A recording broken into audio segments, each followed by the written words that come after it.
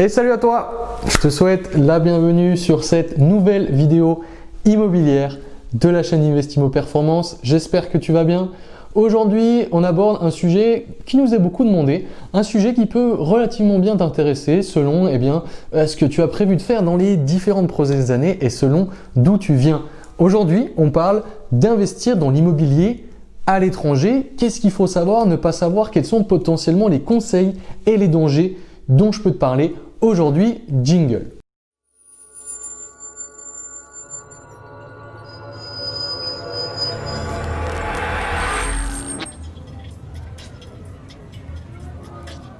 Et nous revoilà aujourd'hui pour une nouvelle vidéo où je vais essayer de te donner 2-3 conseils, t'éclairer sur l'investissement immobilier à l'étranger. Ce qu'il faut comprendre, et ça c'est la première chose, et je pense que c'est à mon avis la même chose pour quasiment n'importe quel secteur, c'est que la législation, la fiscalité et les différentes lois dans l'immobilier en tout cas sont totalement différentes d'un pays à l'autre.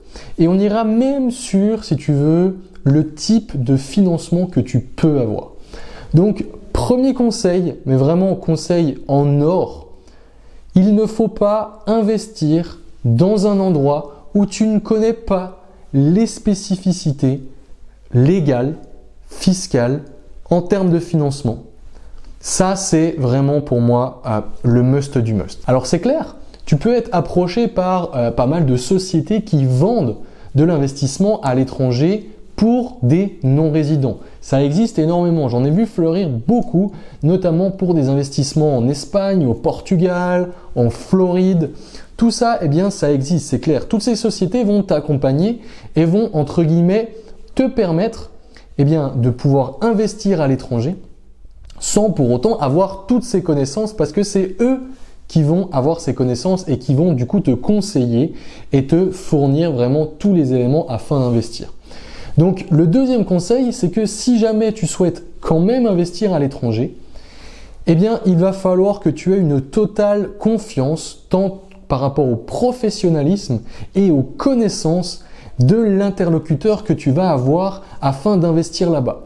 J'attire vraiment ton attention sur le fait que, il y a beaucoup de sociétés, beaucoup de personnes qui vont te vanter toujours les points positifs des investissements dans tel ou tel pays. C'est clair, il y en aura beaucoup plus que différents autres pays, et c'est clair que si tu prends que les points positifs, c'est clair que par rapport à la France, tu peux dire waouh, franchement, c'est vraiment dommage de ne pas pouvoir avoir ceci, ces différents dispositifs, ces différentes choses en France. C'est clair. Je vais t'en donner quelques exemples. Par exemple, au Portugal, je prends un exemple, ils prêtent sur des durées beaucoup plus longues qu'en France. J'ai entendu jusqu'à même 50 ou 60 ans de crédit amortissable. Donc tu dis, incroyable, pour le cash flow, ça peut être super, c'est clair. En termes de fiscalité, je crois que c'est beaucoup plus simple au Portugal, mais on est sur quelque chose entre 10 et 20% d'imposition sur tes loyers, peu importe que ce soit la location meublée, la location nue, etc. C'est possible que je me trompe, mais je te donne des exemples qui peuvent être vrais dans d'autres pays où tu dis fiscalité c'est mieux, financement c'est mieux. Tu peux avoir comme par exemple aux États-Unis ou en Suisse, la possibilité d'augmenter l'hypothèque sur ton bien. Je m'explique.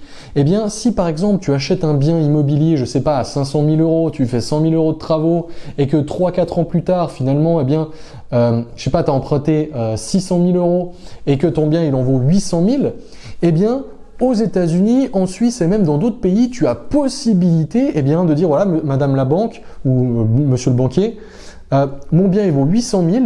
Je vous dois encore 550 000, j'aimerais que vous me prêtiez, 100 ou 150 000 par rapport à la différence de la valeur du bien.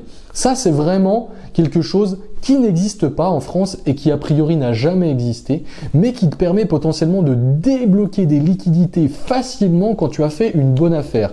Et tu l'as compris, pouvoir potentiellement utiliser cet argent à toute fin utile, notamment pour un apport dans un autre projet immobilier. Donc ça, par exemple, c'est des choses qui sont vraiment super intéressantes que tu n'as pas en France. Mais on va pas dire toutes les choses négatives que tu n'as pas. Et une des choses qui est très importante, c'est le financement bancaire. Aujourd'hui, tu le sais, en France, même si on a des temps un petit peu plus compliqués, eh bien, il est toujours possible d'investir avec quasiment 0 € d'apport. Et même pour des non-résidents. J'ai encore eu l'exemple récemment cette année. Ça, tu peux oublier dans 99% des autres pays de la planète. Ça, on oublie souvent de le dire, mais c'est une force incroyable qui n'existe quasiment nulle part ailleurs et qui te permet de devenir propriétaire d'un bien immobilier en France avec quasiment 0 € d'apport, voire même 0. Si jamais tu es résident français et que tu souhaites investir à l'étranger, parce que peut-être que tu as de la famille qui peut gérer ton bien, tu peux avoir des rentabilités incroyables qui sont beaucoup plus hautes qu'en France, et c'est clair, des fois, potentiellement avec le tourisme, eh bien, dans des endroits où tu peux faire du Airbnb sur des maisons, des villas super bien placées, tu peux faire des 15, 20, 25, 30, 35% de rentabilité facilement. Tout ça, tu peux potentiellement avoir des super rentabilités autre part. Mais ce qu'il ne faut pas oublier, c'est comment tu vas acheter ce bien immobilier. En tant que non-résident, il est extrêmement rare de pouvoir avoir des conditions de financement dans des autres pays à moins de 15, 20, 25, 30% et même des fois à 40% d'apport pour que les banques puissent te prêter dans un bien pour un achat immobilier locatif. Donc, il ne faut pas oublier ça. C'est que sur le principe, c'est super, il y a beaucoup d'autres points positifs, tu connais peut-être le secteur, tu as peut-être la famille, tu as peut-être un ami, une société que tu connais, tu as peut-être beaucoup plus de rentabilité, moins de fiscalité, c'est clair. Mais est-ce que tu peux arriver à te faire financer avec les mêmes conditions? Parce que ce qu'il faut comprendre, à la fin, c'est un investissement locatif. Donc c'est combien d'argent tu mets et combien d'argent tu reçois. Si tu fais le rapport entre l'apport que tu dois mettre et la rentabilité que tu vas recevoir, et l'apport que tu dois mettre en France et la rentabilité que tu vas recevoir, on parle de rentabilité sur les fonds investis, tes fonds propres, ce que tu as mis de ta poche, pas ce qui t'a été prêté. Fais bien le calcul et pose-toi la question si ça vaut vraiment le coup. Plusieurs choses aussi que j'attire ton attention, c'est qu'un bien, quand il est situé à l'étranger, tu vas pas faire les vols ou les trains ou la voiture tous les 4 matins pour aller voir si jamais il y a un problème. Parce que ce qu'il faut comprendre, c'est que dans l'investissement locatif, rien n'est toujours tout rose. Il y a toujours des points positifs, mais il y a toujours des points négatifs. Il peut y avoir toujours des galères avec des locataires, avec des gestionnaires. Tout ça, ça peut arriver et il faut être préparé à ces éventualités-là. Parce que si tu n'es pas prêt à te retrousser les manches, s'il y a un problème, si le gestionnaire, je sais pas, il fait faillite, si tu as un locataire, je sais pas, qui paye pas et que faut aller le voir et que tu n'as personne sur place, s'il faut aller faire des petits travaux et que tu parles pas la langue par exemple, ou tu n'as personne sur place, ça peut vraiment être un problème. Ça peut vraiment t'attirer beaucoup plus de problèmes que si c'est en France, si tu es à 30 minutes de chez toi en voiture, si tu parles bien la langue, si tu connais les dispositifs, etc., etc.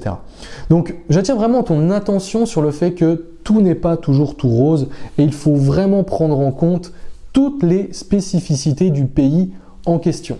Et en règle générale, des gens qui veulent te vendre l'investissement locatif, il y en a partout. Et eux, ils vont toujours te parler que des points positifs et ils vont essayer de taire les points négatifs. C'est normal, c'est de la vente et c'est la perception que les gens vont avoir de l'investissement.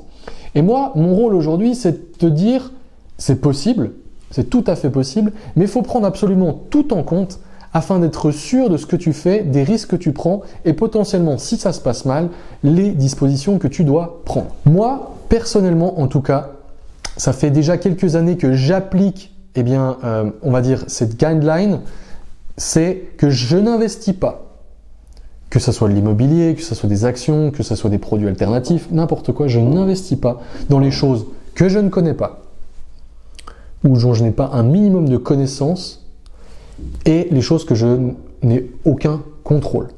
Ok ? Ça, c'est super important pour moi. Et je sais que par exemple, un investissement qui est totalement géré par, une société à l'étranger, c'est quelque chose que je ne ferai jamais, à moins que je connaisse personnellement les gens dans la société, parce que pour moi, c'est zéro contrôle. tout est contrôlé par une tierce personne, il peut se passer n'importe quoi. Il peut faire faillite, tu peux avoir une mauvaise relation, il peut y avoir des soucis dans le pays, tout ça, eh bien, tu ne contrôles pas. Effectivement, tu ne peux pas tout contrôler à 100%. Il faut bien être compréhensif de ça, parce que tant que tu ne contrôles pas tout à 100%, eh bien, tu te dis que tu ne vas jamais investir, donc au final, tu n'investis jamais. Donc, il y a quand même un degré de contrôle qui est quand même extrêmement important d'avoir.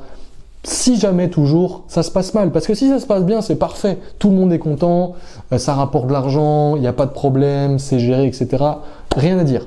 Mais c'est à partir du moment où ça se passe mal, et je peux te dire qu'il y a beaucoup de choses qui se passent mal, et tu le sais, qu'est-ce que je fais, combien je peux perdre, comment je peux reprendre le contrôle, etc. etc. J'espère que cette vidéo t'a plu. C'était investir à l'étranger, les points d'attention, qu'est-ce qu'il faut faire attention. Comme tu l'as vu, il y a beaucoup de points positifs que tu n'auras pas en France, il y a quelques points négatifs que tu n'auras pas en France aussi. Mais tout est une question de gestion, prise de risque, d'apport et de rentabilité finalement sur les fonds investis. J'espère que cette vidéo t'a plu. Encore une fois, n'hésite pas à mettre en commentaire si tu as des questions et si tu veux qu'on élabore sur certains sujets sur cette chaîne YouTube. Et je te dis à très bientôt pour une prochaine vidéo.